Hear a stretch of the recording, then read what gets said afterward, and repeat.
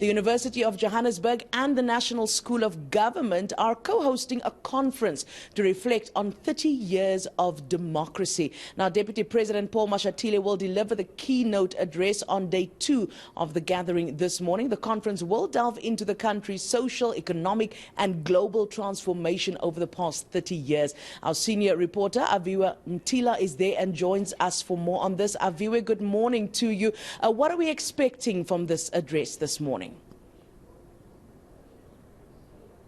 Good morning, Janelle, and already dignitaries are trickling in at the UJ School of Art, of course, where the second day of the conference that looks at the 3 decades of South African democracy is already underway. We're expecting the keynote address today to be addressed by the Deputy President, Paul Mashatile. But just to get an insight on how things have been going and actually a look at the governance itself over the last 30 years, I am joined by the DG of the National School of Governance at the University of Johannesburg.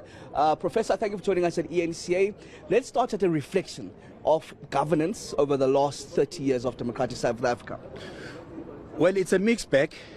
By and large, it's been good in many areas. Institutions have been built, policies have been set up, laws have been passed, and we've made major strides in areas such as social security, inclusion in education, and the building of infrastructure. However, as many people are reflecting in the conference, there are weaknesses, which is we have built these institutions, how to get them to perform optimally. We have built the infrastructure, how to make sure that it is inclusive and that economic spin-offs arise out of the infrastructure that has been built.